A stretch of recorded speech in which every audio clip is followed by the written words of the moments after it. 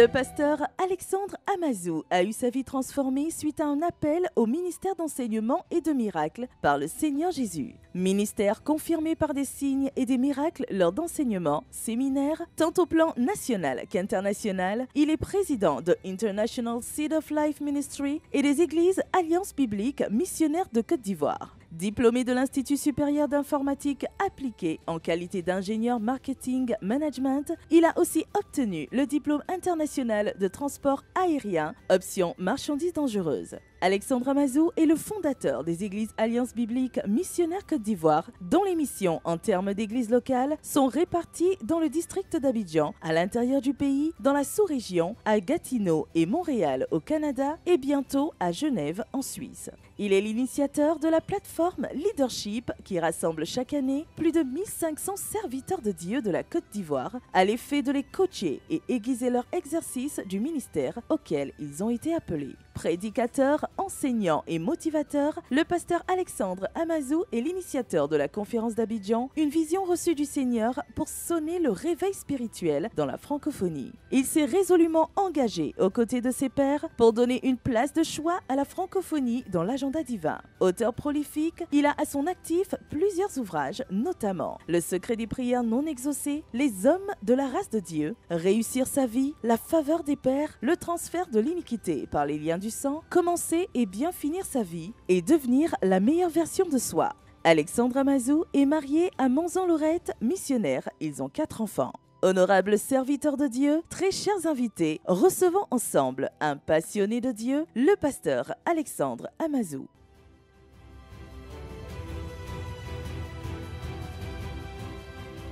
Et donc ce matin, nous allons voir ensemble un sujet qui me tient à cœur et je suis en train de le partager depuis un certain moment et Dieu m'a mis à cœur de partager cela avec vous et je sais que ça va changer la vie de quelqu'un dans cette salle ce matin. Le thème que je vais développer maintenant en, disons, 45 minutes, c'est changer votre monde par votre capacité financière. Est-ce que tu peux dire ça à ton voisin? Change ton monde par ta capacité financière. Est-ce qu'on peut me dire Amen? Encore plus fort, Amen. C'est important d'avoir de la compréhension quand il s'agit des choses matérielles. De mon analyse, l'un des gros problèmes dans l'Église, l'un des problèmes qui ont réduit l'impact de l'Église dans sa génération, c'est l'incapacité de cette Église-là à comprendre l'importance et la place des finances dans le plan de Dieu. Est-ce qu'on peut me dire Amen? Et ce matin, je pense que si tu saisis les points, on ne peut pas tout dire puisque c'est depuis 3 mois ou 4 mois j'en parle. Donc, en 1 heure, je ne peux pas tout dire, mais j'ai des points clés que je veux qu'on partage. On va faire une lecture dans Proverbe 10, verset 22. Proverbe 10, verset 22. Par coutume, on a l'habitude de nous lever pour la première lecture. Donc, tu vas prendre ta Bible. Proverbe 10, verset 22. On va se lever. Soyez très prompt à le faire. Il s'agit d'honorer la parole de Dieu. C'est une attitude de respect. Vous savez, les Juifs ne lisent pas la Torah assis. Pour eux, c'est une insulte. Amen. Proverbe 10, verset 22, oui. C'est la bénédiction de l'Éternel qui enrichit. Et il ne la fait suivre d'aucun chagrin. Ça, on va répéter ça ensemble. C'est la bénédiction de l'Éternel qui enrichit et il ne la fait suivre d'aucun chagrin. Ça, c'est un verset important. Deuxième verset, 2 Corinthiens 8, verset 9. 2 Corinthiens 8, verset 9. 2 Corinthiens 8, le verset 9.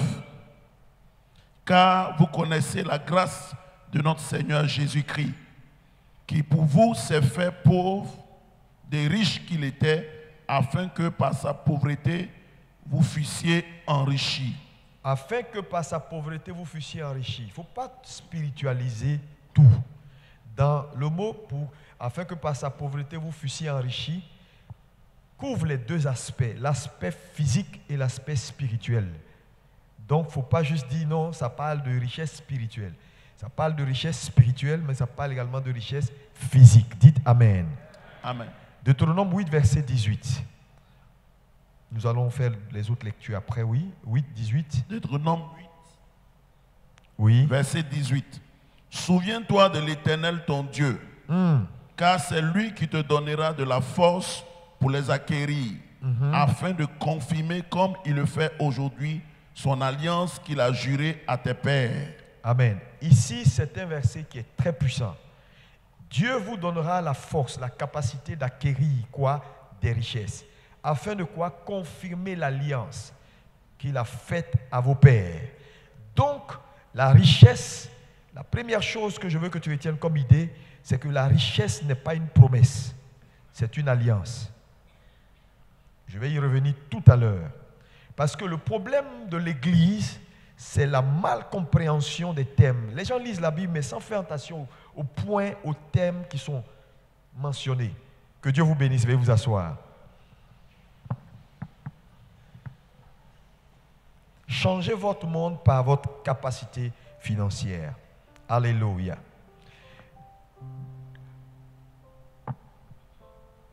J'ai fait une remarque, et lorsque nous lisons la parole de Dieu, par exemple, nous voyons que Jésus, qui est notre Seigneur, lorsqu'il est venu dans le monde, Jésus a prêché la parole, Jésus a donné des paraboles, mais l'un des constats importants que nous pouvons faire, c'est que Jésus a donné en tout et pour tout 37 paraboles. Mais de ces 37 paraboles que Jésus a données, 23 de ces paraboles parlent de finances, ou ont un lien étroit avec l'argent. Maintenant, c'est juste une remarque. Comment se fait-il que des 37 paraboles, 23 ont un lien avec les finances? Cela implique que les finances sont importantes.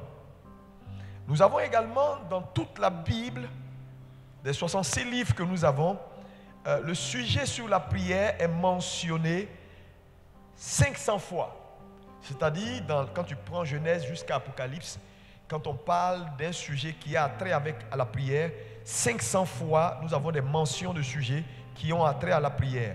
Mais, lorsque nous revenons sur le domaine des finances, les finances sont mentionnées 2000 fois dans toute la Bible. C'est-à-dire, on a 2000 faits qui ont trait aux finances et 500 faits qui ont trait à la prière. Ça ne veut pas dire que la prière n'est pas importante, non. La prière est très importante. Mais le constat est que nous voyons qu'il y a beaucoup plus de faits qui parlent d'aspects financiers que de faits qui parlent de prière. Donc, tout ça pour vous dire simplement qu'en tant qu'Église, en tant que chrétien, si vous voulez avoir de l'impact et changer votre monde, parce que le papa Karambili l'a défini, chaque enfant de Dieu a son monde. Tu as ton monde, dis j'ai mon monde. Oui, j'ai mon monde, tu as ton monde.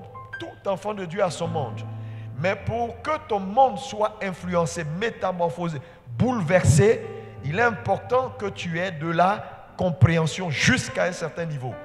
Voilà pourquoi beaucoup de gens sont frustrés parce qu'ils prient, ils font beaucoup de choses, mais ils ne voient pas vraiment un changement notable autour d'eux. Et finalement, ils tombent dans des raisonnements faciles. Bon, vous savez, Dieu n'a pas appelé tout le monde à avoir grande église. Dieu n'a pas appelé tout le monde. Moi, je ne crois pas en cette vérité. Moi, je crois que tout enfant de Dieu peut avoir une méga église. Oh, dis-moi un bon amen. Parce que si tu justifies ta position par le fait que non, Dieu n'a pas appelé tout le monde. Parce que je veux te dire, plus de monde il y a dehors, moins de monde il y a dedans. Et je ne crois pas que si tu dis Seigneur, je veux 50 000 personnes dans mon église ici à Abidjan, Dieu va dire non, je ne veux pas de ça. Il a dit allez et faites de toutes les nations quoi? Des disciples. Il n'a pas précisé que que celui-là fasse beaucoup plus, que celui-là fasse beaucoup plus. Tu veux avoir 100 000, tu peux avoir 100 000. Et à partir d'aujourd'hui, je prie que cela soit ta vision au nom de Jésus. Que toutes les limites soient brisées. Dites-moi Amen. Donc il est important pour l'Église qui veut avoir de l'influence, alléluia, dans son environnement. Hier, le prophète Joël a été très clair. Alléluia. Nous avons tellement privilégié les choses en interne, nos églises, on est dedans, on parle la langue, on se gifle, on parle la langue, on tombe, on casse nos chaises et le monde est en train de prendre de l'avance. Alléluia. Parce que, alléluia, il a dit, et je le répète, lorsque Satan a rencontré Jésus, il a dit, si tu te prosternes pour m'adorer, je te donne tous les royaumes de la terre. Pourquoi il n'a pas dit, je te donne tous les hommes qui sont là? Mais parce qu'en réalité, quand tu as gagné l'environnement d'un homme, tu peux gagner ceux qui sont dans cet environnement. Dis Amen. Donc il est important pour l'Église d'avoir de l'impact dans son environnement. Mais avoir de l'impact dans son environnement nécessite que les chrétiens changent de mentalité. Dites-moi un bon Amen. Alléluia. Et donc, lorsque nous voyons ces choses, on se demande, mais pourquoi l'Église donc ne s'en sort pas? Pourquoi les chrétiens, les pasteurs ne s'en sortent pas en général? C'est parce que beaucoup de pasteurs ne croient pas que Dieu est capable de les bénir. Quand on parle de liberté financière, les gens disent, oh, mais ça là c'est pour... Ça c'est une affaire de pasteur, c'est les païens qui parlent des choses comme ça. Dis-nous des choses spirituelles, parle-nous de sainteté, de sanctification, comment on va obéir à Dieu. Mais tout ça, vous savez, la Bible est un équilibre. La Bible est équilibrée, dis Amen. Tout ce qui n'est pas équilibré ne tient pas. C'est pourquoi il y a toujours Paul plus, Paul moins. Pour qu'il y ait courant, il faut plus, il faut moins. Si tu mets plus, il n'aura pas courant. Tu mets moins, il n'aura pas courant.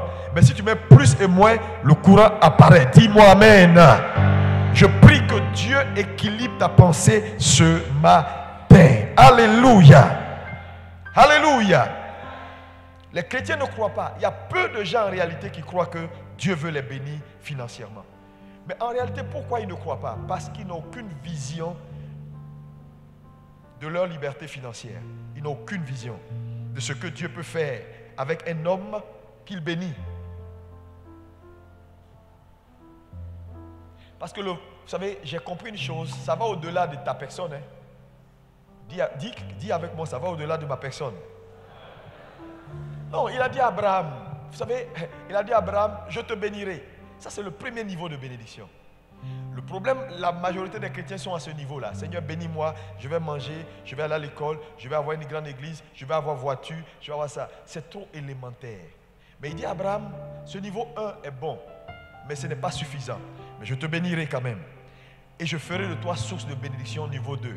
Quand un homme devient source de bénédiction, c'est ça, on peut dire il est béni. Ta vie commence à influencer, ta vie commence à impacter. Ta raison d'être devient la raison de vivre de certaines personnes. Ça, tu es en train d'accomplir la volonté de Dieu. Je prie que quelqu'un dans cette salle devienne source de bénédiction. Dans sa génération, dans sa société. Au nom puissant de Jésus, dis-moi Amen. Tu dois être source de bénédiction. Sors du niveau 1. Quand on est dans le niveau 1, on est égoïste. On pense à soi. On pense à comment on va faire grandir son église. On pense à comment on va avoir sa voiture. On pense à comment on va faire pour tacler tout le monde. Tant que tout le monde est tombé et que toi seul tu tiens debout, ça marche. C'est pas ça l'évangile. Non. Je vous te dis, il faut avoir cette culture-là. Si tu penses trop à toi, tu n'arriveras nulle part. Je l'ai compris. Je te dis la vérité. Si toute ta vie, c'est toi. Ton église, ton ministère, tout ce que tu fais, c'est d'abord toi qui es dans ta tête. Dieu n'a pas encore commencé avec toi. Parce que j'ai dit, l'affaire là te dépasse. Dis à ton voisin, l'affaire là te dépasse. Ton appel te dépasse. Oui. Voilà pourquoi les gens, ils luttent. Parce que quel intérêt Dieu a à t'élever? Si tu dois être toi-même au centre de tout, au cœur de tout, penser à toi et toi seul. Soit, il dit, je ferai de toi source de bénédiction. Je prophétise que ta vie soit une source de bénédiction. J'ai dit que ta vie soit une source de bénédiction. Alléluia. C'est très important ce que nous sommes en train de dire ce matin. Parce que c'est l'une des raisons qui font que l'Église manque et l'Église n'a pas d'impact. Tout ce qu'on fait, on va demander aux politiciens. Est-ce que vous pouvez nous donner bâche? Est-ce que vous pouvez nous donner ça? Est-ce qu'on peut nous donner ça? Quel respect ils vont avoir pour vous? Il faut que l'Église devienne forte. Il faut que l'Église devienne puissante. Si quelqu'un le croit, qu'il me dise Amen. Je vais te dire la vérité. Il est suicidaire de ne pas comprendre ce que je suis en train de te dire. Tu vas prendre ton propre pistolet, tirer dans ta propre tête, tirer dans ton ministère, tirer sur tes enfants. Si tu manques, tu seras frustré. Si tu manques la vision que tu as reçue de Dieu, l'appel va te tourmenter. Je prie que ton appel ne te tourmente pas. Parce que la vérité, c'est quoi? Un jour, quand Dieu m'a expliqué ça, j'ai dit, mais il m'a dit, les pieds de l'onction, ce sont les finances. Si tu as l'onction sans l'argent, ton onction va rester dans ta chambre et dans ton petit quartier. L'argent va amplifier ton onction, va donner du volume et des ailes à ton onction. Dis-moi amen si tu le crois. Voilà pourquoi tu ne peux pas te priver en tant qu'enfant de Dieu de ces choses. La Bible dit l'amour de l'argent est la racine de tous les maux, mais la Bible n'a pas dit l'argent est la racine de tous les maux. C'est l'amour de l'argent qui est un problème, ce n'est pas l'argent. Amen. Gloire à Jésus. Gloire à Jésus. Je prie que ton rêve ne devienne pas un cauchemar. Alléluia. J'ai dit tout à l'heure que la prospérité est une alliance. C'est important de comprendre cela parce que beaucoup de gens pensent que la prospérité est une promesse. Elle n'est pas une promesse, elle est une alliance. Lisons Exode 19, verset 5. Alléluia. Exode 19, verset 5.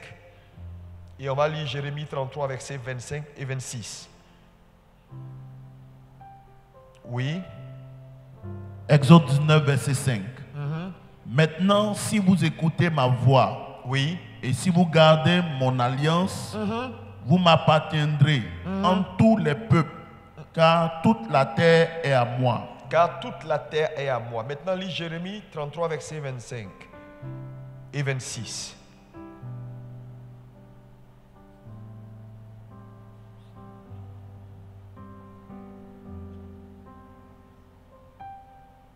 Jérémie 33, 25, 26. Jérémie 33, verset 25. Ainsi parle l'Éternel. Oui. Si je n'ai pas fait mon alliance avec le jour et avec la nuit, si je n'ai pas établi les lois des cieux et de la terre, alors aussi je rejetterai la postérité de Jacob et de David mon serviteur.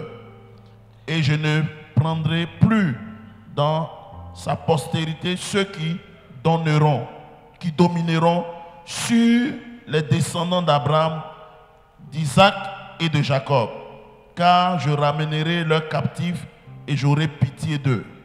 Dieu fait une déclaration très forte ici.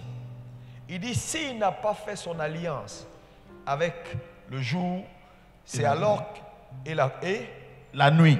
C'est alors qu'il va renoncer à ta bénédiction. Donc il est en train de nous dire que, c'est-à-dire son alliance ne peut pas être cassée. Quelqu'un me dit l'alliance de Dieu ne peut pas être brisée.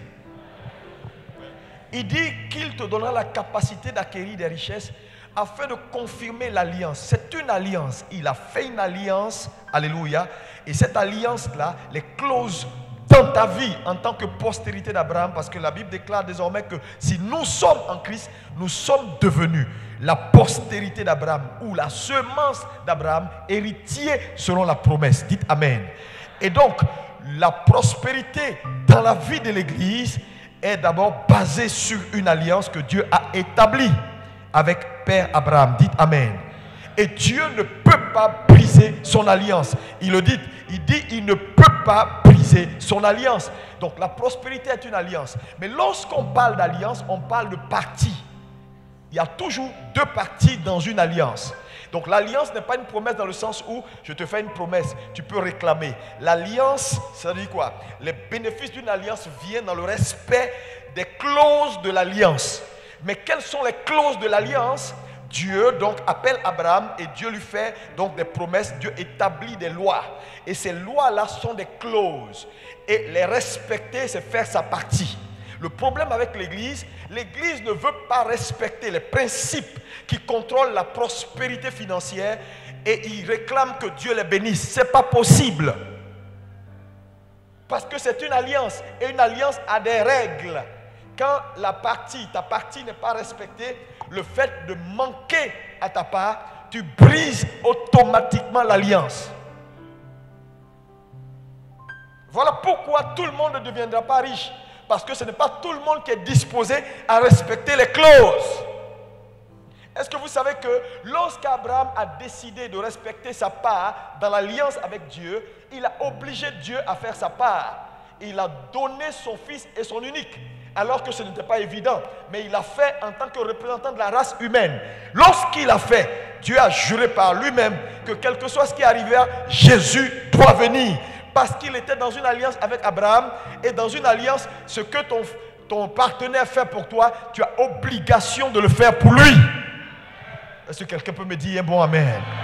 C'est pourquoi la Bible dit dans Galates 3, verset 29, il dit, si vous êtes en Christ, vous êtes donc la postérité d'Abraham, héritier de la promesse. Mais quand tu prends ce verset-là, on peut enlever si vous êtes en Christ. Par exemple, je vais paraphraser pour que tu comprennes quelque chose. Si vous êtes en Christ, vous êtes donc la postérité d'Abraham, héritier selon la promesse. Enlevons la postérité d'Abraham. Si vous êtes en Christ, vous êtes héritier selon la promesse. N'est-ce pas? Mais ça là, ça ne marche pas. Personne ne peut être en Christ sans être en Abraham.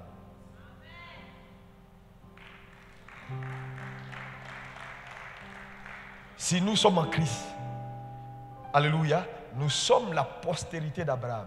Si tu enlèves ce verset-là, tu ne peux pas hériter la promesse. Parce que c'est Abraham qui a payé le prix. Pour qu'on soit en Christ, en respectant sa part d'alliance. Donc une alliance a des clauses. Et donc la prospérité financière est une alliance. Alléluia. Je ne veux pas entrer dans tous les détails. Donc, il y a des clauses. Et les clauses, pour Dieu, ce sont les lois qu'il établit.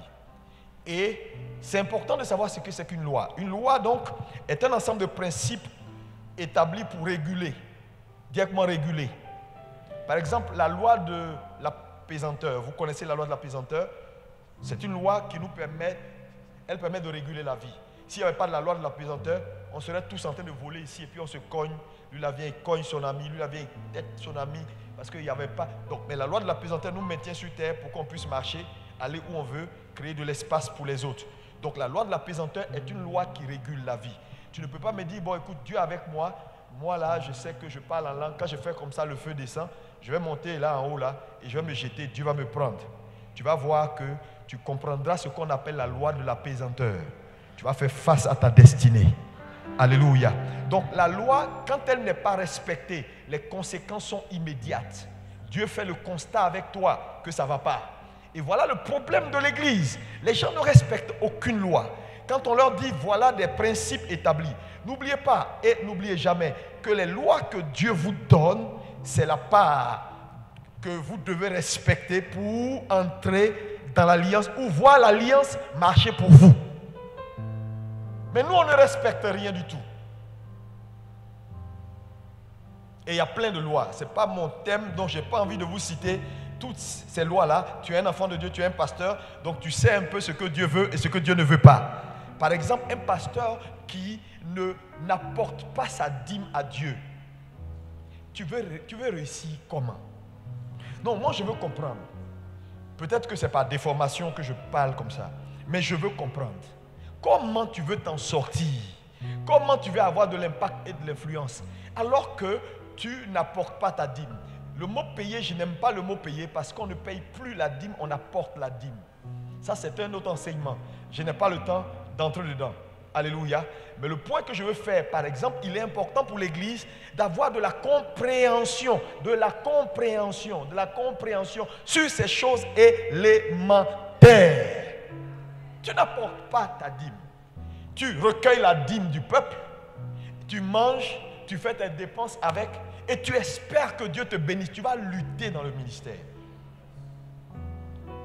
Ton impact sera un impact qui sera superficiel, mais pas profond.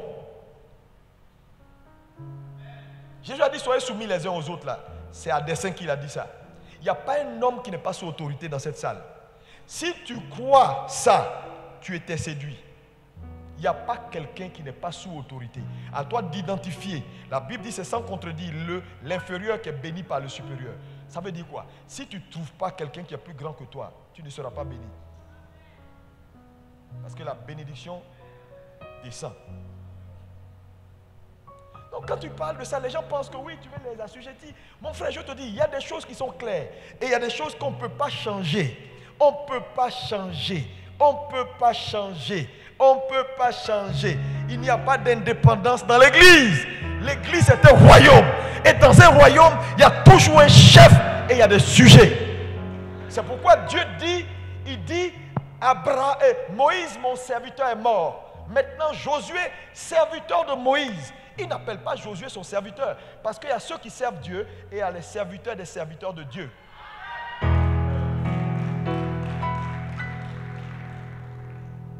Bon, anyway. La Bible est têtue, hein, et les lois sont têtues. Une loi par exemple importante que si tu ne respectes pas, ça va être compliqué. La loi de la promotion.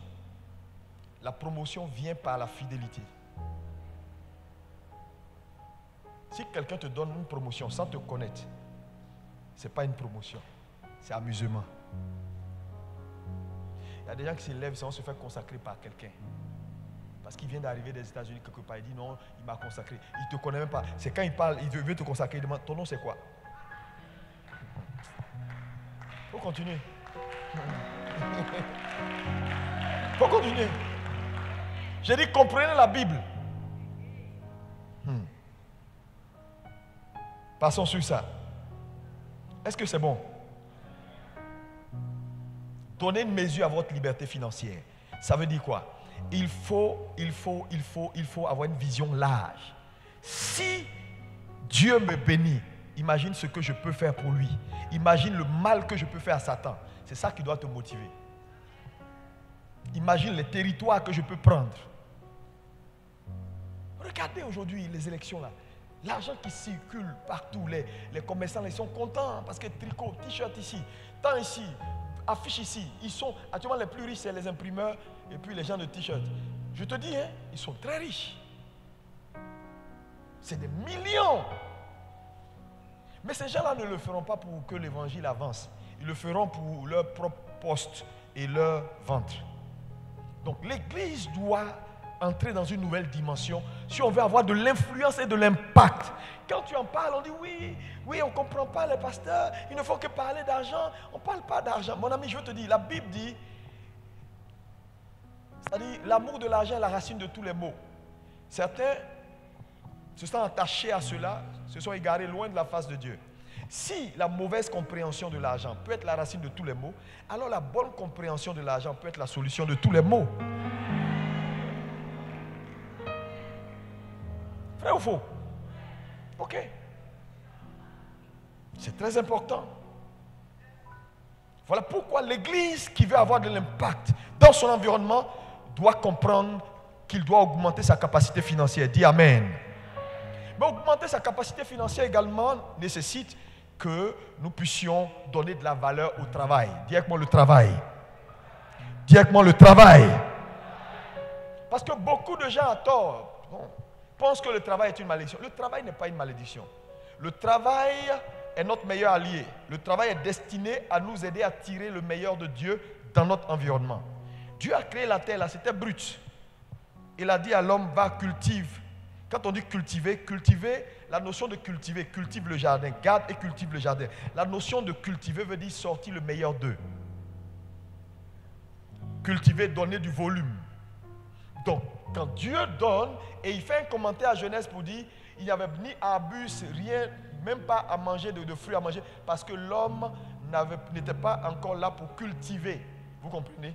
Donc, Dieu compte sur l'homme pour cultiver son environnement, pour travailler afin de sortir le meilleur de son environnement.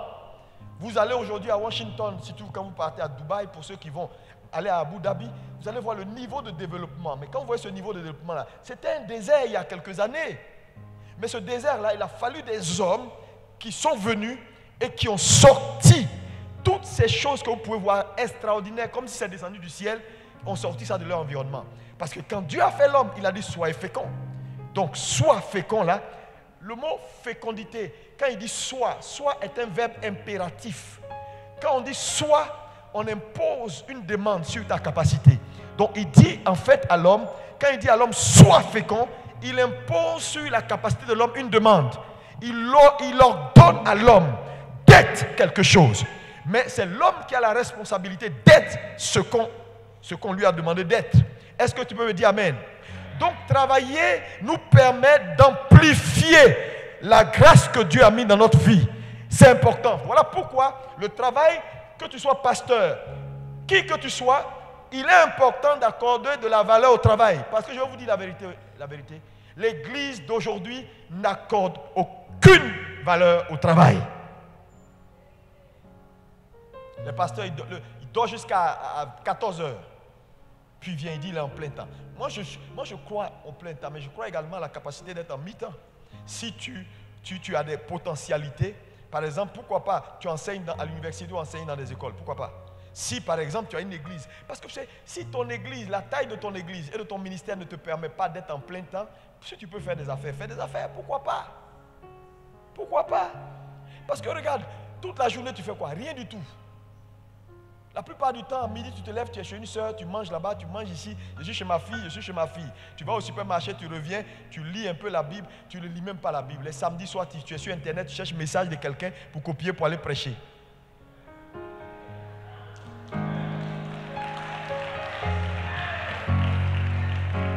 Alléluia! Donc, si tu peux faire quelque chose, fais quelque chose de tes 10 doigts. Parce que vous savez, le travail, pour moi, je crois que le travail est une vertu. Ce n'est pas parce que le travail est venu avant la chute. Donc le travail n'est pas une malédiction. Parce que avant la chute, le travail était là. Quand Dieu a mis Adam dans le jardin, il a dit travail. Il a dit ça avant. Donc travailler nous permet de tirer le meilleur de notre environnement et d'amplifier notre capacité financière. Dis-moi amen. Le travail est notre meilleur allié dans notre quête de réussite. Quand nous travaillons, nous augmentons notre revenu. Dis avec moi, quand je travaille, j'augmente mes revenus. Parce que Dieu bénit ce que le juste fait. Dieu bénit ce que le juste fait. Fait. Donc si tu fais rien, 0 multiplié par 100 millions est égal à 0. Il faut qu'on puisse remettre la culture du travail au centre de l'église. Je vais vous dire la vérité. Pourquoi les chrétiens sont paresseux? Pourquoi les chrétiens, ils ont un petit boulot, c'est fini? Parce qu'on leur a enseigné toute notre vie, là, la culture du miraculeux. Faites très attention à la culture du miraculeux. La culture du miraculeux, en fait, elle dit ceci. Tu vas moissonner là où tu n'as pas semé. Donc les chrétiens en général ont ce mindset-là de chercher à moissonner là où ils n'ont pas semé. Ils sont là, ils parlent en langue, dans les églises. Quand on dit Dieu va vous faire habiter des maisons que vous n'avez pas bâties. Wow! Et puis là, en sorcier, il se promène dans le quartier. Et puis il regarde la maison des gens et dit ça, Seigneur, qui meurt et puis que je prenne. La culture du miraculeux. Je crois au miracle. Mais je crois au miracle. Je crois en la grâce de Dieu. Mais je préfère que la grâce de Dieu, pendant que tu crois au travail et que tu es en train de travailler, que la grâce vienne amplifier ton travail. Dis amen. Alléluia. Quand je parle de travail, je ne parle pas de travail en termes de travail de notre salut. Non, tu ne peux plus rien faire pour ton salut. Jésus t'a sauvé, il t'a béni. Tu crois ça, tu acceptes ça. Dis amen. Mais maintenant, développer ton environnement, influencer ton environnement, il faut que tu sois un modèle parce que le travail est une vertu. Alléluia. Et si les gens qui sont dans le monde doivent regarder l'église et croire en l'église, il faut que l'église commence à développer ces vertus-là. On a trop de paresseux dans nos églises. Le monsieur, il a échoué à l'école, il dit il veut être pasteur. Le sacerdoce n'est pas un garage.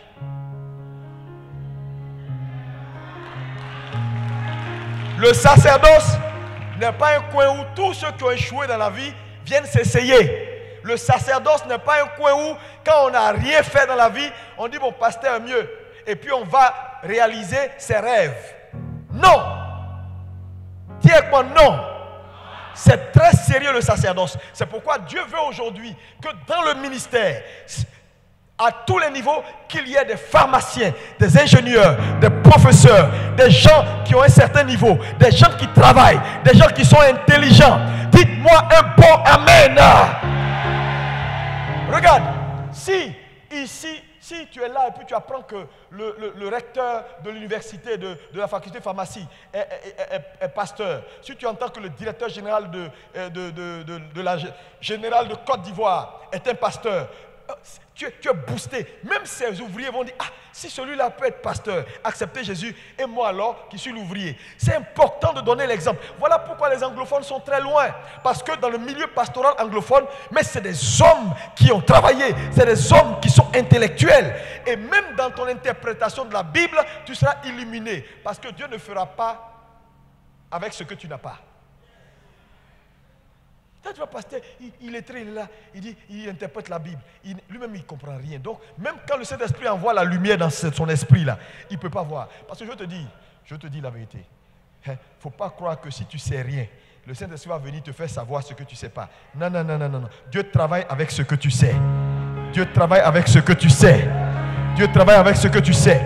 Donc, quand tu es ignorant, tu limites la main de Dieu dans ta vie. Déjà on te dit non, ils lisent, le gars n'est pas là à l'école, il ne comprend pas même les thèmes. Quand vous voyez certains pasteurs, vous allez voir, Joël a prêché, vous avez vu comment il est cultivé. Vous allez voir Biodoum tout à l'heure, vous allez voir, Biodoum sera là à 15h, s'il te plaît, 15h là, il ne faut pas rater le message de Biodoum, Koza. Je suis allé sur cet homme, je vous le dis encore, c'est un homme, je dis, il n'y a pas quelqu'un, les pères dans l'évangile mondial là, que Kenneth Copeland jusqu'à Creflodo, là, eux tous, ils disent le petit là. Otabil c'est assis comme ça. Otabil c'est pas quelqu'un qu'on impressionne. Mais pour la première fois, j'ai vu Otabil impressionné. Il est venu nous chercher dans un jet privé. Otabil m'a demandé de venir. Je vais à l'aéroport de Kotoka. On ne me fouille pas. On ne prend pas mon passeport. Je ne vais même pas au check-in. On passe par une porte dérobée. Nous voilà sur le tarmac. Le jet est là. On monte, on est 4. Il y a Otabil, pasteur Okra, le pasteur Eric, j'ai oublié son nom, et puis moi. On est assis. On nous sert. Tout est doré dans l'avion. Je pensais que je rêvais. On arrive. On descend au tarmac de Abuja. Il y a des jets. C'est des jets privés partout. Les milliardaires nigériens, ils sont dangereux. Et l'avion qui est garé à côté de nous, c'est l'avion du président. Et la limousine qui vient nous chercher, je n'ai jamais vu ça de ma vie. La lumière s'allume sous les pieds.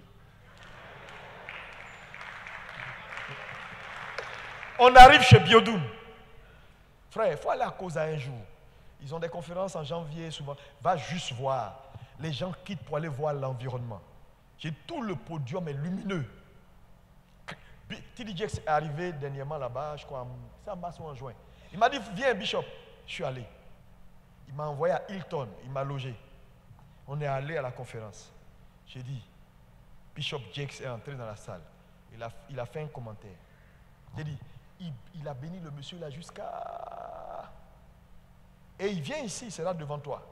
J'ai dit, tout ce que Dieu a mis comme grâce sur sa vie là, tu vas prendre ça. Et quand il fait ses programmes à Abuja, tout Abuja est paralysé. Parce qu'il est fort. Tu sais, il est fort.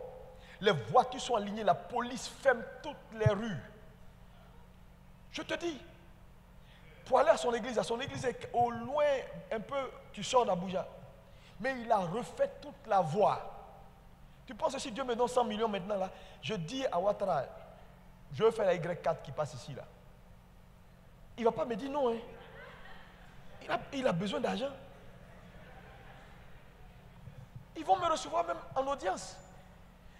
Est-ce que l'église peut réfléchir un tout petit peu? Qu'est-ce qui va arriver si Dieu vous bénit?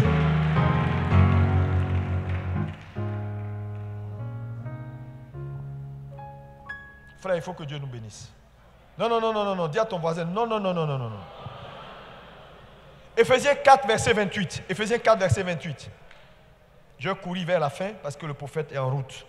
Amen. Je n'ai même pas pu dire la moitié de mon message. Oui, vas-y. Oui. Éphésiens 4, 28. Qu'est-ce qu'il dit?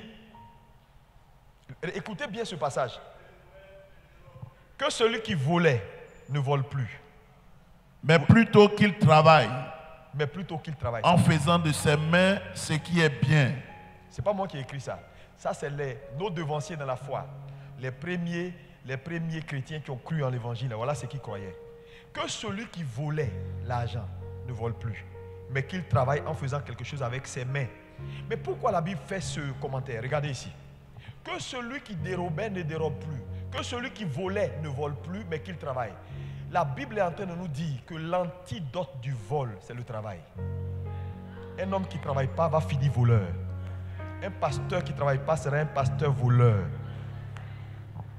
Donc je te dis, la Bible ne parle pas pour parler. Quand tu n'as pas, tu vas être faux. Quand tu n'as pas, tu vas fabriquer des messages pour chercher à avoir. Quand tu n'as pas, quand tu vois quelqu'un qui arrive, qui est bien habillé, tu as vu sa voiture, tout de suite ton message change, tu commences à laver tes lèvres. Tu as eu à checker poisson. C'est-à-dire que tu serais un gars un peu bizarre. Tu seras bizarre. Je te dis, tu seras bizarre. Mais quand tu as un peu, quelqu'un est venu à l'église, n'est pas venu. Je te dis, tu vas voir que même dimanche matin, certains de tes gars qui sont sûrs, quand ils ne viennent pas, tu es triste. Parce que tu sais que les offrandes ne seront pas bien. Non, je te dis. Mais si, offrande ou pas offrande, tu t'en sors, tu vas voir ton comportement. Donc l'antidote du vol, parce que lorsqu'il parle de voler ici, là, je n'ai pas le temps de développer, mais c'est tout un enseignement que j'ai fait sur le travail il y a un peu longtemps. Si les gens ont les CD qu'ils te donnent, tu vas voir. Le thème de mon message c'était mange ton propre pain. Et Dieu m'a amené à faire une démonstration importante et à comprendre que, je te dis la vérité, toute personne qui ne mange pas son propre pain est un voleur. Maintenant, il m'a expliqué qu'en réalité, pour que le pain de quelqu'un devienne ton pain, il faut un transfert de propriété. Maintenant, je n'ai pas le temps de t'expliquer comment le transfert de propriété se fait.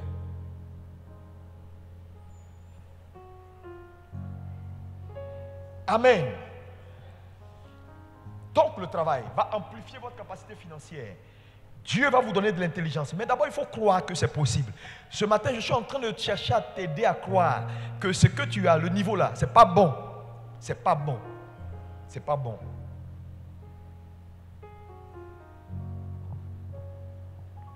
Je te dis la vérité. Moi, tout ce que vous voyez ici, là, ça ne me dit rien du tout. Toujours je dis ça, les gens pensent que je plaisante. Je te dis, ça ne me dit rien. Parce que pour moi, c'est normal. C'est des choses que j'avais vues avant. Mais encore, ce qui est sur le point de venir. Mais parce qu'on est en train de construire à Marcory, là, notre bâtiment d'Abidjan Sud, le pasteur Hiro Roger, bientôt.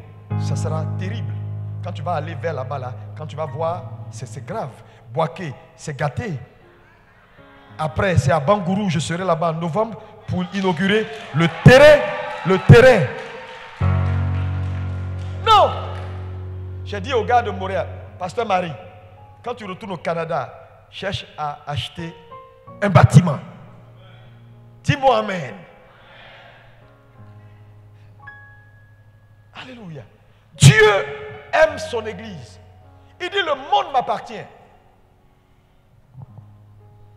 Maintenant, je vais aller sur un certain nombre de points pratiques pour vous donner quelques conseils et puis on termine. Alléluia.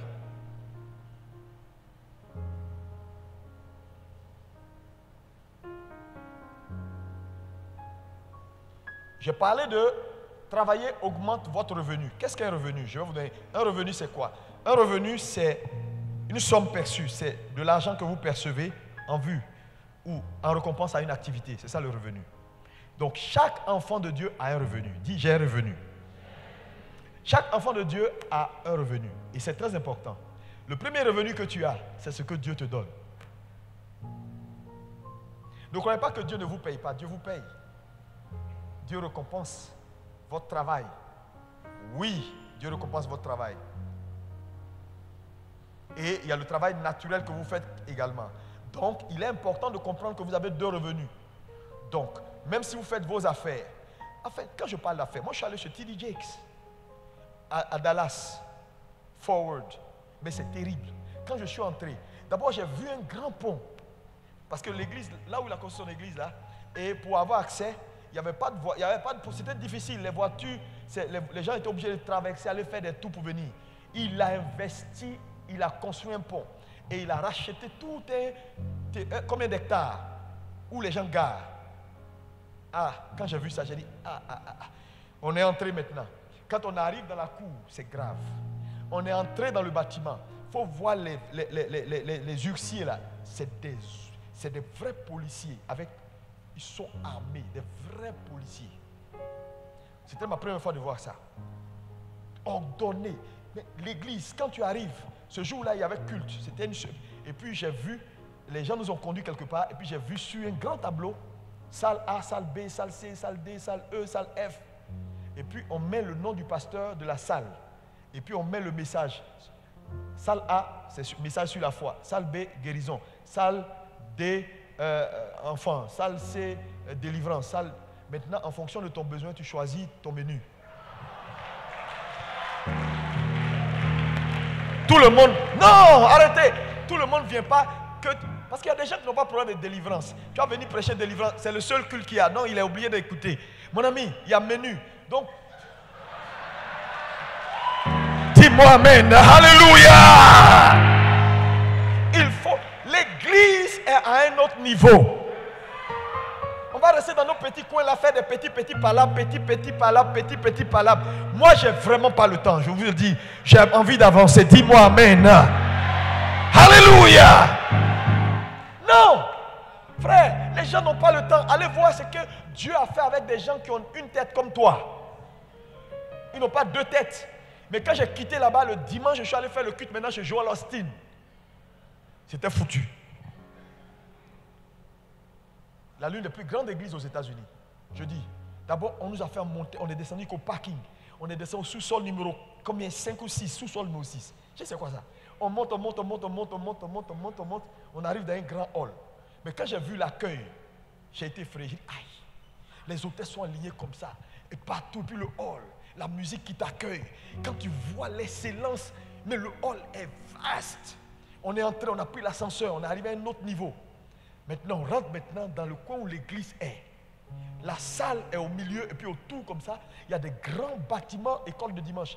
C'est-à-dire son école de dimanche est la meilleure. Même les écoles aux États-Unis n'ont pas autant de qualité de formation. Donc les gens, les païens, prennent leurs enfants dimanche pour les envoyer dans l'école de dimanche parce que la qualité de la formation qu'ils donnent, c'est des vraies classes. Les enfants sont conduits, mais c'est incroyable.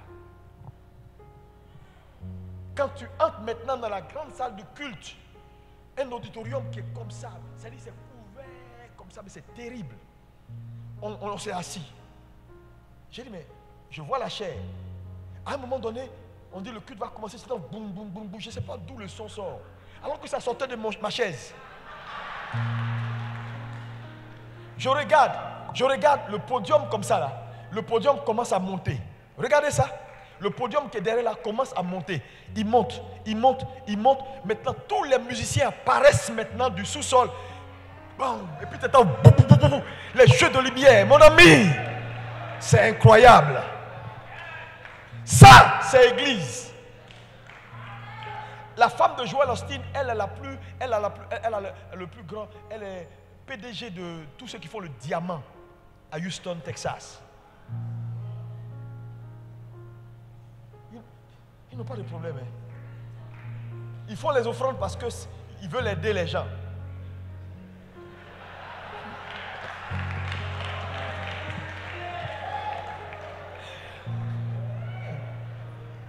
Tu as compris, non? Que Dieu nous aide. On va y arriver au nom de Jésus. Dis-moi un bon amen.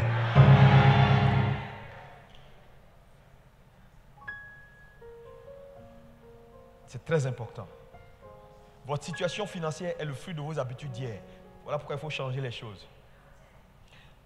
un certain nombre de points. Le point numéro 1 que je veux que tu comprennes, c'est que si tu veux accroître ta capacité financière pour influencer et impacter, ça c'est une habitude, c'est une compréhension importante qu'il faut avoir. Dépense moins que tu ne gagnes.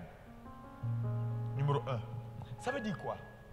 Ça veut dire, en tant que chrétien, il ne faut pas dire oui, Dieu est avec moi. Et puis, tes charges sont plus que tes dépenses. Ce n'est pas bon. Là où ta main n'arrive pas pour le moment, il ne faut pas chercher à envoyer là-bas parce que tu veux paraître. C'est très important. Parce que beaucoup de gens se sont endettés, se sont dans des difficultés parce que ça, ce n'est pas compris. Mais c'est des choses qu'il faut comprendre. Si vous voulez augmenter votre capacité financière, vous devez dépenser moins que ce que vous gagnez. Comprenez également, c'est très important. Il est important également de comprendre la différence entre un actif et un passif.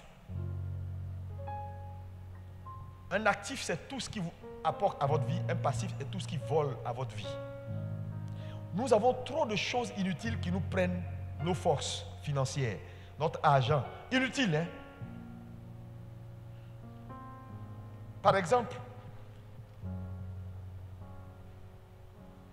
je ne sais pas quel exemple donner. D'un passif, quelque chose qui, quand ça rentre dans ta vie, au lieu que ça t'ajoute, ça te retranche seulement. Quoi par exemple? Hein? Deuxième quoi? Deuxième femme, on ne parle pas de... Mais ça c'est les païens qui font ça.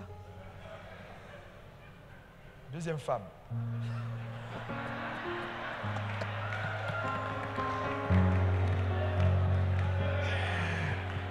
Ton exemple là est...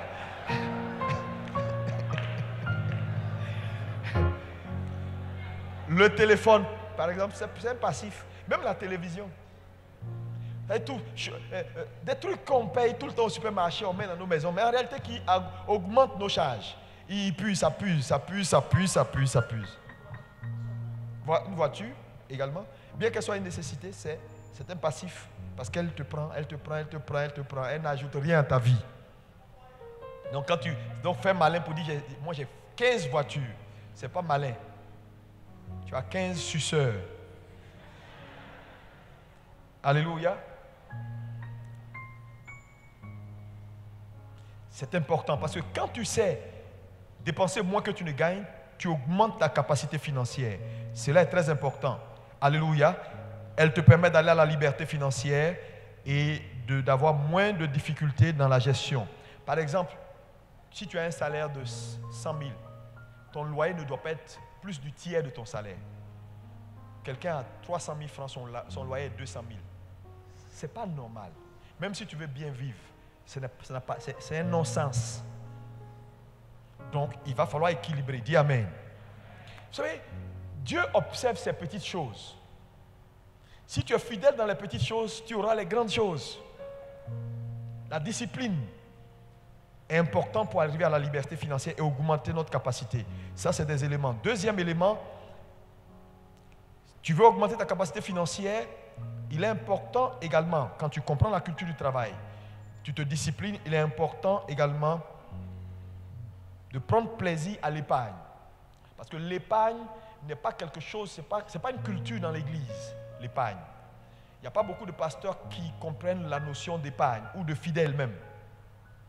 Pour eux, on dit non, on est enfants de Dieu, Jésus revient bientôt, donc épargner. L'épargne, c'est quoi? L'épargne, Dieu nous permet d'épargner pour saisir les opportunités. Parce que je veux te dire la vérité, si Dieu doit te lever au niveau où tu es, c'est par les opportunités. C'est-à-dire, il va créer une opportunité où la personne qui va te proposer l'opportunité sera dans une situation où elle va te vendre quelque chose qu'en temps normal, tu ne peux pas payer. Mais Dieu, donc, va te dire épargne. Mais en fait, l'épargne qu'il te demande de faire, là, c'est pour saisir l'opportunité. Là. Maintenant, le jour où l'opportunité se présente devant toi, si tu n'as pas ce qu'il faut, tu vas rater ta prochaine étape. Et beaucoup ont raté leur prochaine étape. Maintenant, si tu as épargné, que tu as saisi l'opportunité, quelqu'un va te dire, mais le pasteur, là, comment il a fait pour avoir ce truc-là? Moi, j'ai dépensé 100 millions pour l'avoir, mais comment lui, il a pu l'avoir? Donc, il va te regarder avec un œil, ne comprenant pas comment tu es arrivé là. Mais c'est parce que toi, tu n'opères pas comme lui. Lui, il travaille peut-être dur. Toi, tu n'as pas peut-être ce qu'il a, mais tu as l'Esprit de Dieu qui te conduit et qui te crée des opportunités. Et tu as su avoir de la sensibilité pour saisir l'opportunité. Et donc ton niveau change. Mathieu Ashimolo a donné son témoignage. Le bâtiment qu'il a, c'était à combien de millions de pounds? Dieu a fait un miracle. Il s'est retrouvé à avoir tout un hectare à Londres avec des bâtiments déjà construits à peu de choses. Ça, c'est une opportunité. Mais quand ça s'est présenté là, il n'a pas tergiversé. Il avait l'argent pour ça. Le problème, c'est que quand les opportunités vont se présenter devant toi, si tu n'as rien, il ne faut pas compter sur les gens. Ils ne vont pas te donner parce que leur épargne, c'est pour leurs propres opportunités. Ce n'est pas pour te donner. Tu vas trouver qu'ils sont méchants. Oui, il y a quelqu'un qui veut vendre une villa. Et puis, on veut payer pour faire l'église. Je suis allé voir pasteur X, il dit il n'a pas. Pasteur Y, il dit il n'a pas. Souvent, ils ont. Mais ils ne vont pas te donner. Je te dis la vérité. C'est pourquoi il faut avoir beaucoup d'intelligence. Et je veux te dire, quand je parle d'épargne ici, là, je parle sur le niveau familial. Vous êtes des hommes de Dieu. Ton enfant va tomber malade à 2 heures du matin. Il faut aller à l'hôpital. Frère, si tu n'es pas un homme intelligent, tu n'as rien. Tu vas appeler le diacre X, diacre Y. Ce n'est pas comme ça que Dieu veut que ta vie la soit. Tu dois pouvoir prendre ton enfant dans ta voiture, aller non pas au CHU, mais aller directement à la PISA. On dit caution 1 million, tu prends ton chéquier, tu signes, tu déposes. Si matin les frères veulent venir t'apporter leur soutien, ils t'apportent. Je te dis, tu vas appeler des gens, ils dorment. Ton enfant va mourir parce que tu es insensé. La foi n'est pas la folie. Dieu te dit ces choses-là parce que Dieu te prépare. Quelqu'un me dit un bon amen. La culture de l'épargne. Et quand je parle de culture de l'épargne, ici, c'est très important. Enseignez à vos membres. Parce que s'ils n'épargnent pas pour saisir les opportunités, c'est ce que le Joël a dit hier. C'est important qu'on ne résume pas tout à l'église. Oui, c'est bon d'enseigner les gens à donner. Mais c'est important également de les enseigner à épargner pour avoir beaucoup plus de capacité à donner. Plus de riches tu as dans ton église, plus facile les choses deviennent. Mais plus de pauvres il y a, les choses sont plus compliquées. Parce que ton église c'est ton champ. Si Dieu doit te bénir, ce n'est pas dans le champ de quelqu'un que tu vas aller moissonner. C'est pourquoi si tu es un pasteur, tu es là, tu aimes solliciter fidèles les gens, laisse-les tranquilles. Ce n'est pas bon. Concentre-toi sur tes fidèles, rends-les prospères et puissants. Dis-moi amen. Attends, c'est moi je ne sais pas, je dis peut-être que c'est une déformation. Il y a des choses que je n'arrive pas à accepter. Tu ne peux pas être là, tu veux faire quelque chose, tu vas solliciter fidèles des gens, tu n'informes même pas le pasteur. Et tu signes alliance avec fidèle de quelqu'un qui te donne chaque mois de l'argent. Et tu causes avec le pasteur et puis tu es en paix. Il ne sait pas que son fidèle divise lui son offrande en deux. Parce qu'un pasteur a lavé son cerveau. Tu prends fidèle de quelqu'un qui est déjà engagé dans l'église de quelqu'un. Et tu vas créer une ONG et tu le prends et tu dis il n'a qu'à être membre de ton ONG. Le pasteur ne sait pas. Voyez comment les gens ne s'en sortent pas. Parce que je vous ai toujours dit ceci et je vais le répéter. Quand on coupe les racines d'un arbre, les feuilles ne jaunissent pas en même temps. C'est une question de temps. Faites très attention. Les choses spirituelles, c'est dans le temps que ça rattrape. C'est dans le temps. L'évangile, regarde comment c'est long. Dans 5 ans, on ne sait pas ce qui va se passer. Dans 10 ans, on ne sait pas ce qui va se passer. Tu n'as même pas encore commencé. C'est qui est devant là qui compte. Donc si tu commences à brouiller les pistes, à faire des micmacs, à ne pas être quelqu'un qui est loyal, parce que la loyauté, c'est vis-à-vis de toi-même. Je ne peux pas faire ça à ce type-là. Il ne m'a rien fait. Pourquoi il lui fait ça? Je ne peux pas penser comme ça. Parce que ce que tu fais un homme, tu vas récolter ça 100 millions. Donc, dans ta marche, il faut être quelqu'un de juste. La justice est importante jour, quelqu'un est venu me voir dans mon bureau, il me sonne une dîme, une grosse dîme. Pasteur, je vais te bénir.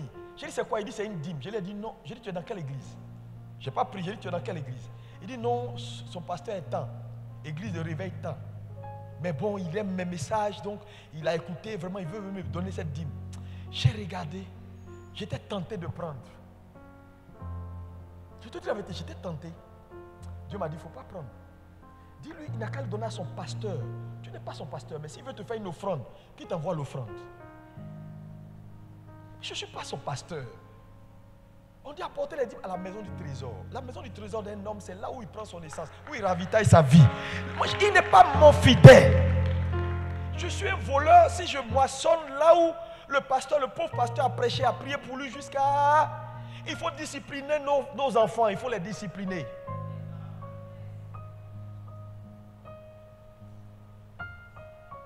C'est pourquoi vous allez voir que moi, tout le monde n'est pas mon camarade. J'ai des amis parce que je pense qu'on voit les mêmes choses. Quand tu commences à voir des trucs un peu bizarres qui ne me vont pas, on reste amis, mais on ne peut plus prospérer vraiment ensemble. Parce que pour moi, c'est pourquoi j'aime Otabil. Otabil, il est comme ça. Il ne joue pas avec les principes de la vie. Les principes sont têtus. Il faut dire la vérité. À tous les fauteurs de troubles, il faut les isoler pour qu'ils comprennent qu'il y a des choses qu'on ne fait pas. Alléluia.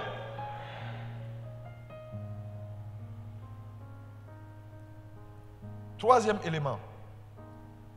Donc je parlais de investir. Investir vous permet de faire travailler votre argent. Un autre point, et puis on va terminer, je pense que je suis en train de finir, c'est l'épargne. D'abord j'ai parlé de l'épargne. Donc maintenant, ensuite, je viens sur l'investissement. Quand tu as épargné, on n'épargne pas pour épargner pour regarder son argent, on épargne pour investir. Donc il faut saisir les opportunités. Il faut prier pour que Dieu te t'ouvre des horizons. Vous savez, un jour, dernièrement, j'étais avec le pasteur Kessier, on était en Afrique du Sud pour la conférence africaine des apôtres. Bismarck, ils ont fait une analyse simple. Ils disent que, c'était terrible cette conférence, il y avait toutes sortes de pasteurs. Et l'analyse qu'ils ont faite, il dit une église atteint le niveau que Dieu veut qu'il atteigne, quand cette église peut faire 1 an sans toucher, ça dit si tu peux, ton église peut faire 1 an, il ne touche pas de dîme, il ne touche pas offrande, mais l'église tient, c'est que l'église est arrivée. Tu peux imaginer ça? 1 an, tu ne touches pas de dîme, tu ne touches pas offrande. Parce que tu sais, il ne faut pas que ton appel ou la vie de l'église soit suspendue aux lèvres, au bon vouloir des gens. Voilà pourquoi tu peux commencer là, mais il faut chercher à vite sortir. Moi, je dis à mes collaborateurs, il faut qu'on en sorte. Le budget de la conférence d'Abidjan de l'année prochaine, là, on le boucle, là, on va le boucler. On peut pas, il faut qu'on le boucle avant que la conférence commence, parce que le budget va augmenter. Il y a déjà des places qui sont réservées. Marcelo Tounassi, par exemple, a déjà réservé sa place pour l'année prochaine. Donc, on ne sait même pas, à un moment donné, si on n'aura pas 20 orateurs, parce que tout le monde veut entrer dans la plateforme.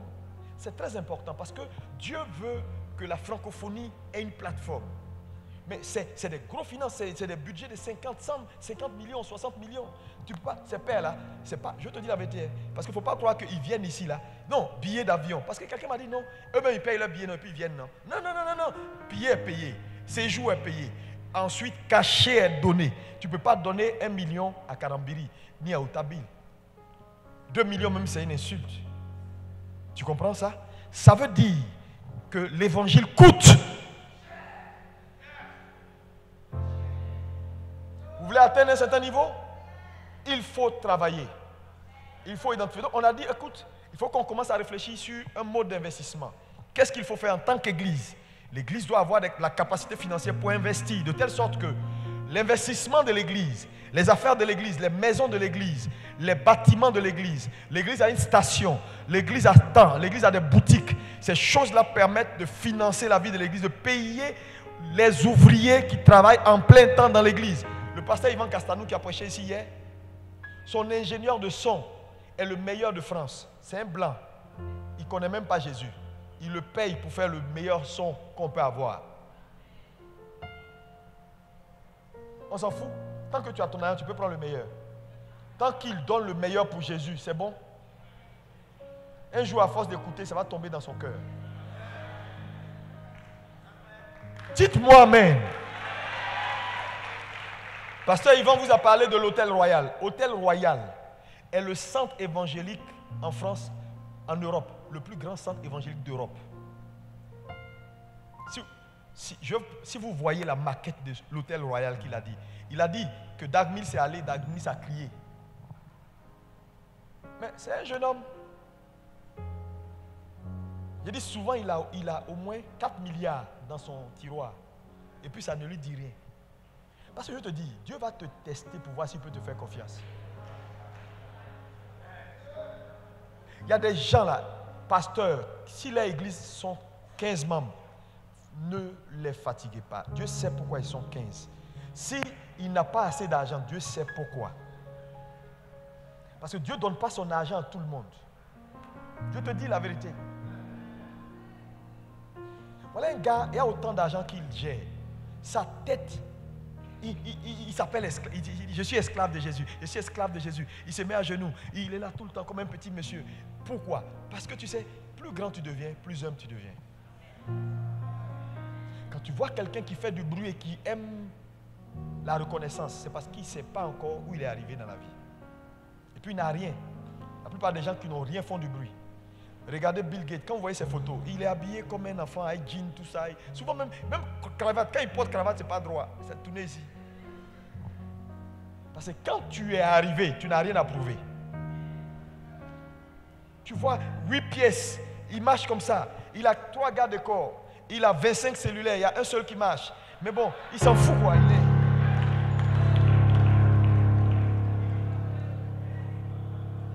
C'est pas bon. Je te dis. Ou bien tu es là, tu gares Porsche, grosse voiture. C'est bon, hein? Non, j'aime les grosses voitures. J'aime les bonnes voitures.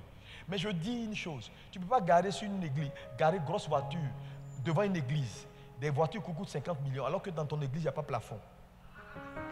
Tu es un sorcier. Ta voiture coûte plus cher que même le bâtiment. Tu as un problème. Tu veux paraître, tu veux une grosse voiture jouer, et tu gars, on dit, ah mais il est descendu dans une Maybach, il est dans une Porsche d'antan. C'est bon, mais ce n'est pas tout.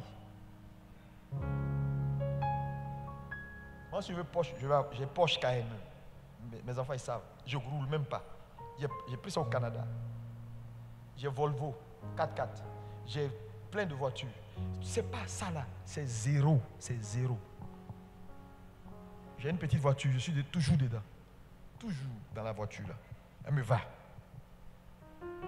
Quelqu'un est venu me voir encore avant. Il dit il veut m'acheter une Land, comment ça? La Land Rover qui roule là.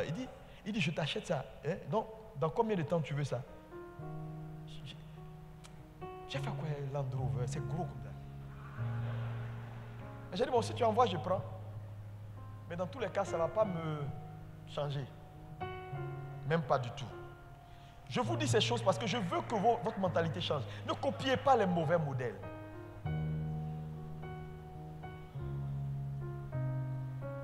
Soyez simple. Investissez. Vous verrez la gloire de Dieu. Soyez heureux avec ce que vous avez. Dieu va augmenter cela. Dis Amen. Le monde d'aujourd'hui a besoin de plus que le parler à langue. L'autre monde a besoin d'une église forte. Des hommes de Dieu intègres, des hommes de Dieu qui ont de l'impact. Et je vais vous dire la vérité. L'église doit travailler. On doit arrêter de se battre sur Internet. On se livre. Est-ce que vous avez vu un imam se mettre sur Internet et puis insulter un autre imam? Comment vous voulez que l'église grandisse? Les pasteurs s'insultent jusqu'à... Ils font perdre la foi aux fidèles. Dieu va nous juger. Hein? Quand tu vas sur Internet, là, il faut aller évangéliser. Faire des choses qui vont aider les gens à grandir et à évoluer. C'est tout. Les histoires de lui l'a dit, lui n'a pas dit. Je dis, tu n'es pas d'accord avec quelqu'un, ne regarde pas sa vidéo. Tu n'es pas d'accord avec quelqu'un, ne lis pas son commentaire. Mais ne va pas te mettre dans le commentaire des gens et puis les insulter. Que tu es un faux, tu es un menteur, tu es un voleur. Ce n'est pas utile. Tu ne crois pas à la dîme, c'est ton problème. Celui qui croit là, laisse-le avancer. Et puis, Les gars, arrêtez ce débat-là. On paye, on ne paye pas, on ne donne pas. Regardez la vie de ceux qui donnent là, et puis regardez la vie de ceux qui ne donnent pas.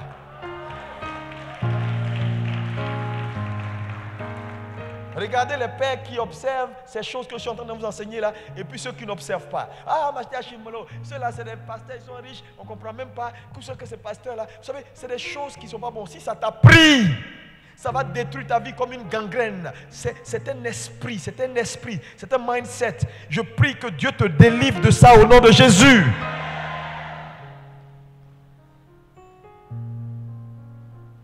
Travaillez. C'est votre travail qui va fermer la bouche des gens. Ne vous occupez de personne. Laissez les gens faire. Laissez chacun vivre sa vie et construire comme il veut construire. Si c'est sur les bonnes fondations, gloire à Dieu. Si ce n'est pas sur les bonnes fondations, il ne veut pas écouter, gloire à Dieu. Le plus important, c'est que Dieu ne va pas se dédire. Les lois et les principes s'accompliront parce qu'une loi s'impose d'elle-même. Une loi s'impose toujours d'elle-même. Toujours. Dieu vous veut prospérer, Église. Dis avec moi, Dieu me veut prospérer. Je termine. Le prophète, est-ce qu'il est là? Par un exemple. Tu peux venir? Mon frère. Vous devez prospérer parce que c'est la volonté de Dieu. Regarde, cet homme-là, Dieu l'a sauvé. Dieu veut qu'il réussisse. Dieu a un plan pour sa vie. Mais tout dépend de lui, ici, là. Si ça ne change pas, Dieu ne peut rien faire pour lui. C'est pourquoi dans mon premier message que j'ai donné, j'ai parlé de impacter son environnement par ici, changer ici. Ici, là, c'est têtu. On ne voit pas le monde comme le monde est, mais on voit le monde comme on est. C'est très important. C'est des principes têtus. Tu peux dire, les analyses que tu fais là sont biaisées par ce que tu as bâti en toi. Si tu arrives à être exposé à la bonne information, tu vas voir que tes analyses vont être des analyses claires, limpides. J'ai dit, on était avec TD Jakes, les gens lui ont posé 2 questions. J'ai dit, j'ai failli crier. Biodoum ne faisait que crier. Oh! Mais Jakes, il est lucide. Non, son niveau de lucidité me surprend. Je me demande même, j'ai dit, comment ces gens font pour être aussi lucides? Il a prêché un message, le vice-président du Nigeria était là comme ça, jusqu'à la fin. Il est lucide. La lucidité vient par la compréhension. Tu ne seras pas lucide. Tu n'auras pas une analyse qui est claire, objective, si tu ne règles pas ton cœur. C'est pourquoi quand on est rassemblés comme ça là, tirez le meilleur. Tirez le meilleur. Tirez le meilleur. Dites Amen. Ok. Regarde ce monsieur. Sa vie. C'est un exemple que je te donne parce que je vais expliquer un principe ici. Un principe important. Que j'ai expliqué déjà. Cet homme, tout ce qu'il gagne par son travail, on appelle ça le fruit de son labeur. Son argent est le fruit de son labeur. N'est-ce pas? Maintenant, si on peut appeler son argent fruit, ça veut dire que son argent est une semence, n'est-ce pas? Vrai ou faux? Et une semence, elle est destinée à faire quoi? À retourner en terre. Parce que quand vous lisez Genèse 1, verset 28, 29, jusqu'à 30, Dieu dit, je donne à l'homme tous les fruits de la terre comme nourriture, ayant en eux une semence. Il précise. Mais quand il arrive sur les animaux, il dit les animaux peuvent manger de tous les fruits et les herbes qui sont sur la terre. Il ne précise pas semence. Pourquoi? Parce que c'est seulement les animaux qui ont le droit de manger sans semer.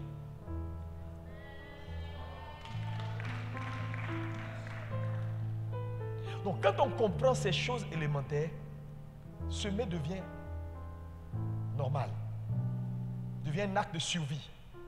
Et vous savez, quand Dieu m'a expliqué ça, ça m'a béni. Il dit beaucoup de chrétiens ne s'en sortent pas. Et je vous dis, si tu es pasteur, je te parle. Il ne faut pas croire que parce que tu es pasteur, tu es au-dessus de tout. Hein. Non. Et il faut être un semeur fou. Il faut être quelqu'un qui sème. Parce que semer, c'est pour ta propre sécurité. Je te dis, nous sommes tout le temps réclamés sur des hôtels, par Satan. Quelqu'un a rendu... Vous savez, quand vous faites des affiches, vous mettez vos affiches dehors là. Vous savez combien de gens qui vont faire incantation la nuit dessus, qui vont se déshabiller devant votre affiche pour danser, pour dire celui-là, qui deviennent fous. Jésus a dit, Pierre, Satan t'a réclamé, mais j'ai prié pour toi. Mais le mot réclamer ici, Satan voulait te tuer, mais j'ai payé le prix à ta place. Le mot prix, c'est-à-dire j'ai payé le prix à ta place. Il y a toujours un prix à payer. Je te dis, si tu n'as pas compris ça, tu n'as rien compris. Maintenant, ce monsieur travaille. Et à la fin du mois, on lui donne un salaire. Tiens ton salaire. Tu as travaillé tout le mois. Voilà ton salaire. Son salaire fait 10 millions de francs CFA. C'est son salaire. Mais le salaire qu'il a dans ses mains là, ce n'est pas juste un salaire. C'est la vie qu'il a dépensée tout le mois, qu'il ne va plus jamais récupérer, qui s'est transformé en salaire dans sa main. Donc, il ne faut pas voir ça comme du papier ou de l'argent. On ne peut pas départir cet argent-là de sa propre vie. Parce que sa vie a subi une mutation pour devenir des billets de banque. Donc ça là, c'est trop important. Maintenant, quand il est réclamé, quand les gens veulent le tuer, les gens veulent l'arrêter, l'empêcher de réussir son ministère et d'avoir de l'impact, et qu'on tend un piège, dans tous les cas, soit il paye de sa vie, soit il paye du représentant de sa vie. Parce que c'est ce qu'on appelle le pouvoir de la représentation. Le représentant d'une vie est aussi valable que la vie. C'est pourquoi les sorciers ayant compris ça, quand ils veulent t'attaquer, ils cherchent un représentant de ta vie. Ils n'ont même pas besoin de toi. S'il a touché ton habit, il a pris ton vêtement, il a pris cheveux, il a touché quelque chose qui fait partie de ta vie, il peut t'achever. Parce que le représentant d'une vie est aussi valable que la vie. Si Ouattara m'amène tout à l'heure à une lettre de créance pour le représenter à l'ONU, les gens vont me donner le même honneur qu'on doit donner à Ouattara. Si jamais ils ne le font pas, incident diplomatique.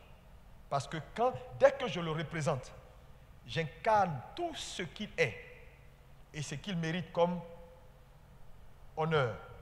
Donc, l'argent qu'il a en ses mains devient un représentant de sa vie. N'est-ce pas? Maintenant, moi j'avais posé la question au Seigneur, pourquoi dans l'Ancien Testament, les gens aiment beaucoup semer, faire des sacrifices.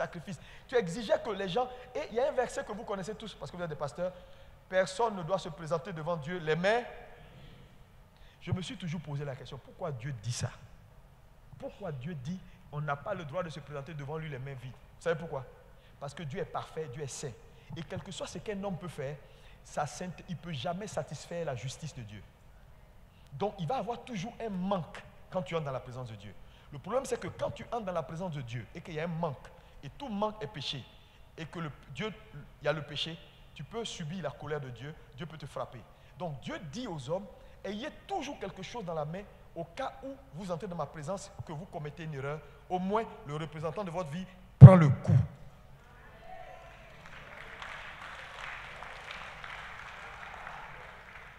C'est pourquoi, quand vous voyez dans l'Ancien Testament, quand les Israélites doivent franchir la porte du tabernacle, c'est-à-dire ils sont obligés, chacun, l'accès du tabernacle, exigence numéro 1, tu as un animal.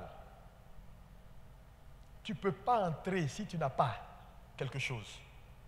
Donc venir à l'église et jouer les rusés avec, on dit donner offrande, tu fais comme ça, ta main comme ça, alors qu'il n'y a rien dedans là, tu te fais du mal. Parce que l'offrande devient un acte, c'est-à-dire un acte d'adoration important. Mais cet acte d'adoration-là également nous sécurise. Parce qu'on n'est pas parfait. Parce qu'on va commettre une erreur. On ne fera pas ce que Dieu veut à 100%. Mais pour ne pas qu'on soit frappé. Donc, cette offrande dans ses mains, son salaire-là, fait beaucoup de choses pour lui. Si un sorcier réclame ce frère, mais que le sorcier a une raison légitime de lui ôter la vie. Je dis bien, parce que tu ne seras pas toujours à 100% de ta forme sur le plan spirituel. Il va arriver des moments où tu seras vulnérable. Mais autant de vulnérabilité, on fait quoi? Quand on t'a réclamé, à un moment où tu es vulnérable, tu es en train de voyager, mais tu as fait un petit truc qui n'est pas bon, tu as mal pensé, tu as insulté un pasteur, tu as critiqué un père, ou bien tu as fait quelque chose, et il y a une porte qui s'est ouverte, et tu deviens vulnérable en ce moment-là, mais tu es en train de voyager. Et Satan, c'est en ce moment-là, dit, oh, tout est lancé pour finir à lui. Il y a chemin, les gars, on va. Mais là, la réclamation est légitime. Il y a une raison pour t'achever. Maintenant, quand Satan lance son arsenal, Dieu va faire des recherches. Dans le monde spirituel, il va avoir un branle-balle. Qu'est-ce qu'on peut utiliser qui est un représentant de la vie de Pierre pour acheter la vie de Pierre? En ce moment-là, si tu n'as pas appris à jeter ton pain à la surface des eaux, tu es mort. Parce que la Bible dit, car tu ne sais pas le jour du malheur. Il lit, jeter son pain à la surface des eaux au jour du malheur. Donc quand on jette son pain, frère, c'est pour le jour du malheur. Il y a des gens, Dieu a cherché à les sauver, il n'a pas pu. Parce qu'il n'a pas trouvé quelque chose. Mais le problème, c'est que si tu n'as pas de représentant qui prend le coup, tu prendras le coup toi-même. Tu vas mourir prématuré. C'est dangereux de ne rien avoir entre ses mains. C'est pourquoi vous devez travailler pour réussir, pour prospérer. L'argent, ce n'est pas tout. Mais l'argent peut te faire gagner du temps. Et investir pour Dieu, influencer pour Dieu. Voilà pourquoi je vais engager l'Église à ne plus prendre le sujet des finances comme un sujet secondaire. On prêche sur l'enfer pendant 2 heures, on parle d'offrande pendant 3 secondes. Comment vous voulez que nos églises soient puissantes? Quand on doit faire les offrandes, il y a des pasteurs qui veulent avoir bonne image. Donc ils poussent toujours les autres. Toi, fais les offrandes. Non, moi, je veux qu'on me voit comme le monsieur propre. Et puis ils envoient. On dit non, bon, on va faire les offrandes. Rapidement, on va faire les offrandes. Allez. Comment on peut faire les offrandes? Allez. On doit prendre le temps d'enseigner même dessus. Avoir au moins 30 minutes pour parler aux gens. Parce que ça fait partie. C'est une chose spirituelle de comprendre ces vérités. Est-ce que quelqu'un peut me dire Amen?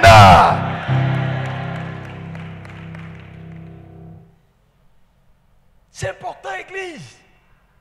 Peuple de Dieu, c'est important. Sinon, notre impact sera 0. Les païens vont continuer à prospérer. Les musulmans, regarde, quand les musulmans font grève là, ils disent, il n'y a pas baka, il n'y a pas marché, il n'y a rien. Les chrétiens coupent faire provision. Pourquoi? Ils dominent. Ils ont compris. Nous, on a la vérité. On a Jésus. On a la lumière. On a tout. On rase les murs. Moi, j'ai décidé d'être différent. J'espère que toi aussi. Dis-moi un bon Amen. Encore un bon Amen. Parce que les gens vont vous regarder. Et puis, vous savez, les gens ils ne lisent pas la Bible. Les gens du monde. C'est toi, ils regardent. Quand ça semble aller, ils disent, son Jésus doit être bon. Mais tu prêches un Jésus à quelqu'un.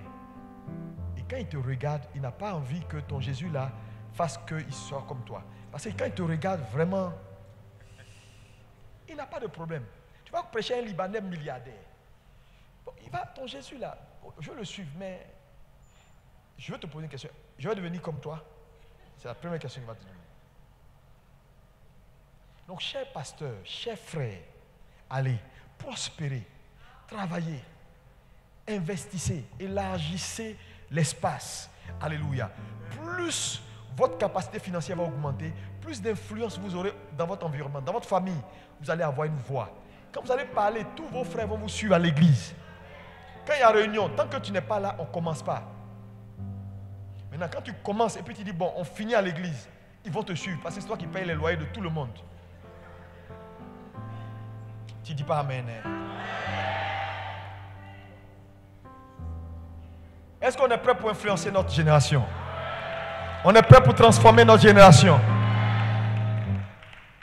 Parce que tout ce qu'on reçoit ici, c'est bon. Mais après, si tu prends pour aller mettre au placard et continuer ta même façon de faire les choses, ça n'a pas de sens. Ça n'a aucun sens. Alléluia. Est-ce qu'on peut prier? Si tu es béni, acclame le Seigneur et on va prier. Merci.